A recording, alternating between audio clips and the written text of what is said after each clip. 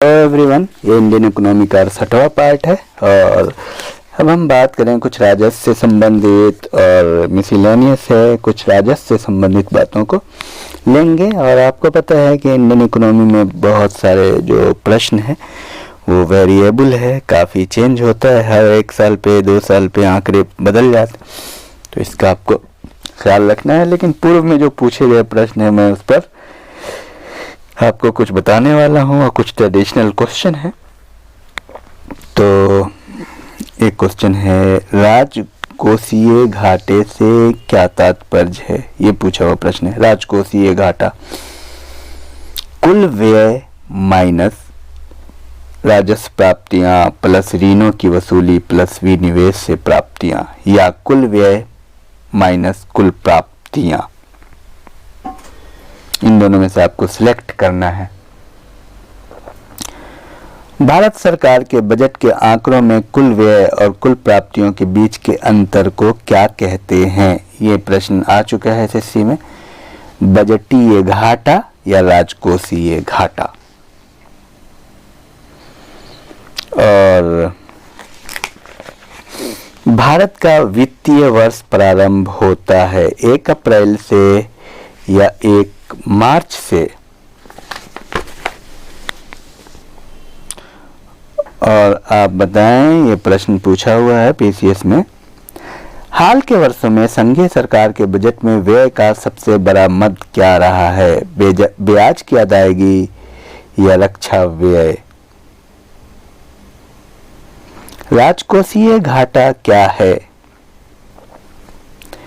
बजटीय घाटे का योग और सरकार का बाजार ऋण तथा दायित्व, या कुल व्यय माइनस कुल प्राप्तियां। और बजट एक लेख पत्र है, पीसीएस का प्रश्न है। बजट एक लेख पत्र है। ऑप्शन है, आप बताएं, सरकार की राजकोषीय नीति का या सरकार की वाणिज्यिक नीति का? केंद्र सरकार के बजट के चालू खाते में व्यय की सबसे बड़ी मद क्या है? केंद्रीय आयोजना या प्रतिरक्षा व्यय? शून्य आधारित बजट तकनीक किस देश की देन मानी जाती है? संयुक्त राज्य अमेरिका या ब्रिटेन? शून्य आधारित बजट क्या है? हर बार बिल्कुल नए सिरे से बजट तैयार करना या नए कार्यक्रमों का मूल्यांकन न करना? कौन सा स्रोत संघ सरकार का स्रोत नहीं है? व्यापार कर या उत्पाद शुल्क? पूछा हुआ प्रश्न है यह। राजकोषीय घाटे और बजटीय घाटे का अंतर किसके बराबर होता है? सार्वजनिक ऋण का या राजस्व घाटा का? कौन सा एक साधन केंद्र सरकार के राजस्व का स्रोत नहीं है? ये प्रश्न पूछा हुआ है। कृषि आयकर का या आयकर कॉर्पोरेट कर उत्पाद शुल्क का? भारत सरकार के बजट के कुल घाटे में किस घाटे का सबसे अधिक योगदान है? राजकोषीय घाटा या राजस्व घाटा? संयुक्त राज्य अमेरिका में शून्य आधारित बजट तकनीक को सर्वप्रथम कब अपनाया गया? 1977 में या 1967 में? भारत में सर्वप्रथम किस राज्य में शून्य आधारित बजट तकनीक को अपनाया गया? आंध्र प्रदेश या कर्नाटक?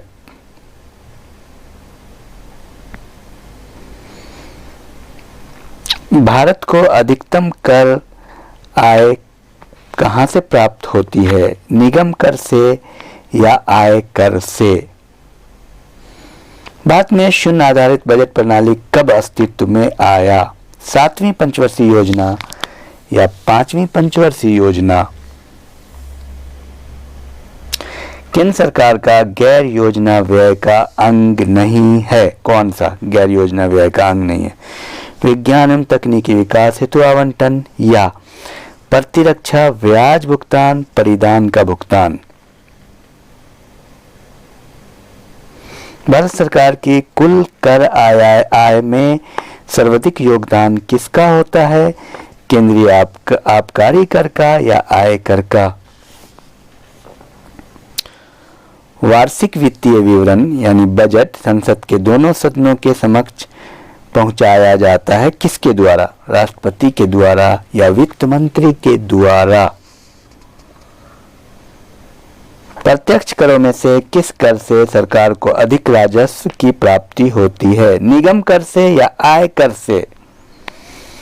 तो इस तरह के प्रश्न काफी आते हैं एग्जाम में और इस पर आपको ध्यान रखने की ज़रूरत है, बार बार सुनने की ज़रूरत है और ध्यान ये रखना है कि इकोनॉमी करंट से रिलेटेड है, इकोनॉमी में डेटा चेंज हो जाते हैं।